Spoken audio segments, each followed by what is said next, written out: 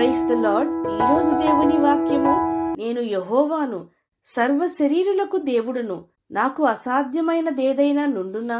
ఇర్మియా గ్రంథము 32వ అధ్యాయము 27వ వచనము.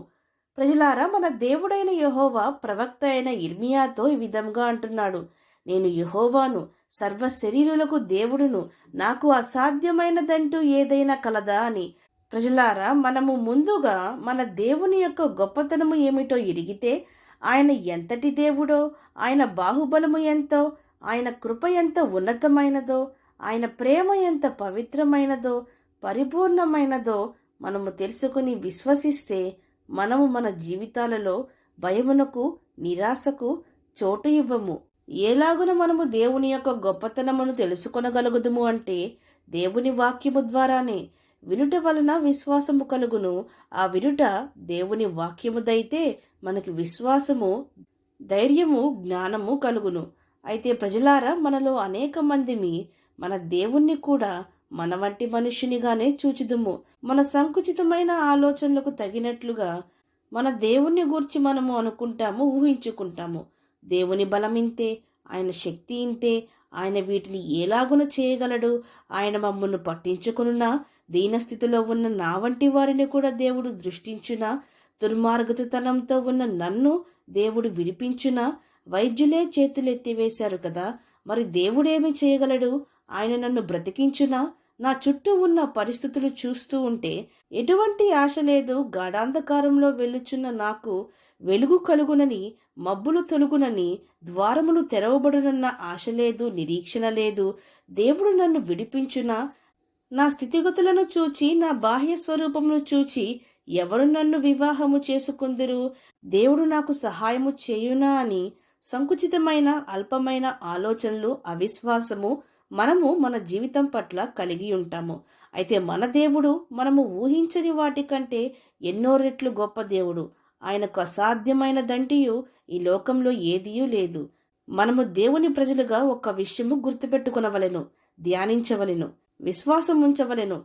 అది ఏదనగా, నా దేవుడు సర్వశక్తిమంతుడు, ఆయనకు అసాధ్యమైనదంటియు ఈ లోకంలో ఏదియూ లేదు, నా దేవునికి సమస్తము సాధ్యమే అని. ఆనాడు అబ్రహాము, సారా వృద్ధాప్యము గలవారు. శారీరకంగా చూస్తే వారిలో పిల్లలు కొనుటకు వయసు దాటిపోయెను. సారా గర్భము మృతతుల్యమాయెను. కాని దేవుడు వారికి వాగ్దానము చేసెను, వారికి కుమారుడు కలుగును అని.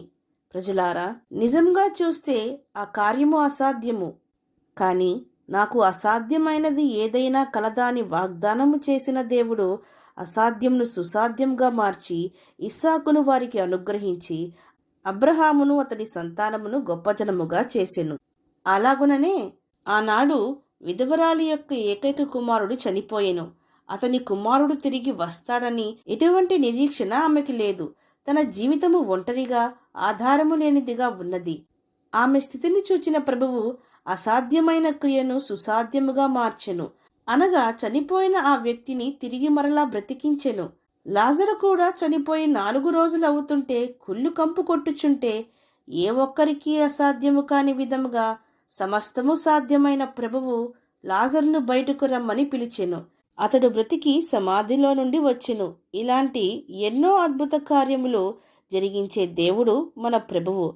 కాబట్టి ప్రజలారా, మన ప్రభువునకు మన జీవితము పట్ల ఉన్నత తలంపులు ఉన్నవని గ్రహించి, ఆయన మాత్రమే గొప్ప దేవుడిని గ్రహించి, మన సమస్యలను ఆయన సన్నిధికి తెచ్చి ప్రార్థిద్దాం. విడుదలను పొందుకొని దేవుణ్ణి మహింపరిచే వారంగా ఉందాం. అవును అన్నవారు నాతో పాటు ప్రార్థనలో ఏకీభవించండి. ప్రార్థన.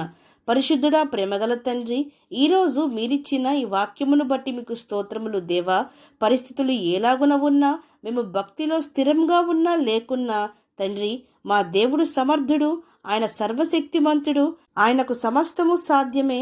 విడిపించుటకు, స్వస్థపరచుటకు, బ్రతికించుటకు, ఆదరించుటకు, లేవనెత్తుటకు, తిరిగి కట్టుటకు, పునరుద్ధరించుటకు, ప్రేమించుటకు, గొప్ప కార్యములు చేయుటకు, హృదయవాంఛలు తీర్చుటకు మా ప్రభువు సమర్థుడు. ఆయనకు మాత్రమే ఇవి సాధ్యమని మేము విశ్వాసముంచుటకు, నిరీక్షణ కలిగి ఉండుటకు మా ప్రతి ఒక్కరికి సహాయము దయచేయమని ప్రార్థిస్తూ, సమస్త మహిమాగంతులు మీకే చెల్లిస్తూ ప్రభువైన యేసుక్రీస్తు నామం పేరట అడిగి వేడుకొనుచున్నాం పరమ తండ్రి. ఆమేన్.